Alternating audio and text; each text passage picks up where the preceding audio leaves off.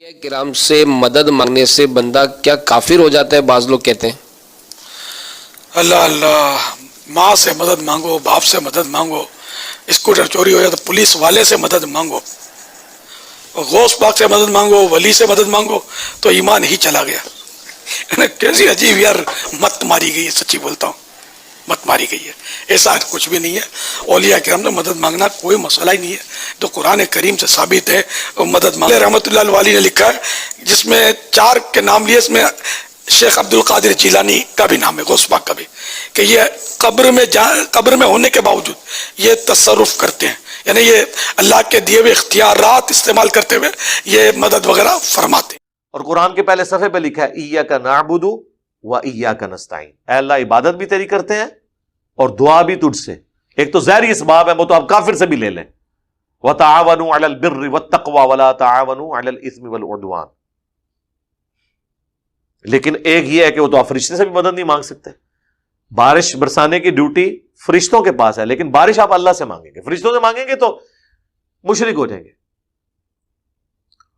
اور عبادت کے اندر دعا شامل تھی، پھر بھی اللہ نے الگ سے ذکر کیا، ضرورت کوئی نہیں تھی ذکر کرنے کی، لیکن اللہ کو پتا تھا زیادہ شرک اس میں آنا ہے۔ ایاک نعبد و ایاک نستعین، کیونکہ ابو داؤد میں، ترمذی میں، نسائی میں حدیث موجود ہے الدعاء هو العبادہ، دعا ہی عبادت ہے۔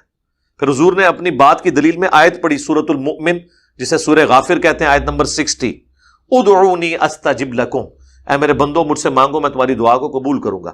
ان الذین یستکبرون عن عبادتی، بے شک جو لوگ مجھ سے دعا کرنے میں، عبادت میں تکبر کرتے ہیں، میں انہیں ذلیل و خوار کر کے جہنم میں داخل کروں گا۔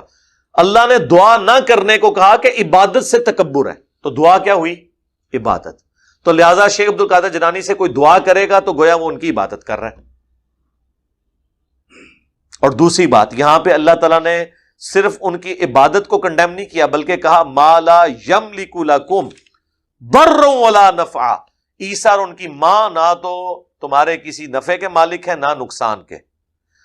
تو عبادت تو رہ گیا بعد کی بات، اللہ کہہ رہا ہے عیسیٰ اور ان کی ماں مشکل کشا نہیں ہے۔ تو اگر عیسیٰ ابن مریم اور ان کی ماں مشکل کشا نہیں ہے تو بابد شاہی کوئی نہیں، بابد شاہی کوئی نہیں۔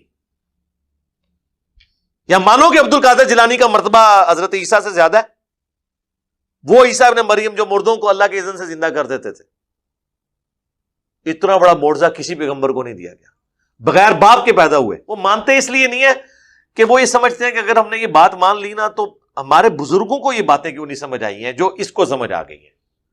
تو میرے بھائی یہی تو بات کرتے تھے یہودی بھی، کہ عیسیٰ ابن مریم جو باتیں کر رہے ہیں، حضرت عیسیٰ ابن مریم تو نوجوان تھے، ان کے بابے تو اتنے بوڑھے تھے یہودیوں کے علماء، اور وہ جا کے ان کو چیلنج کرتے تھے یروشلم کے اندر بیت المقدس میں جا کے۔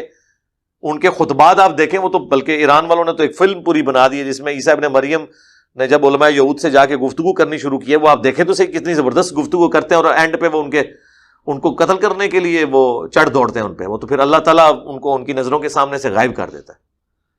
خیر وہ خاموش ہو گئے جب ان کو یہ پیش کیا۔ باقی ماننا نہ ماننا، زندگی میں کبھی کوئی چیز کام آ جاتی ہے، ہو سکتا ہے زندگی کسی موقع پہ بات سمجھ آ جائے۔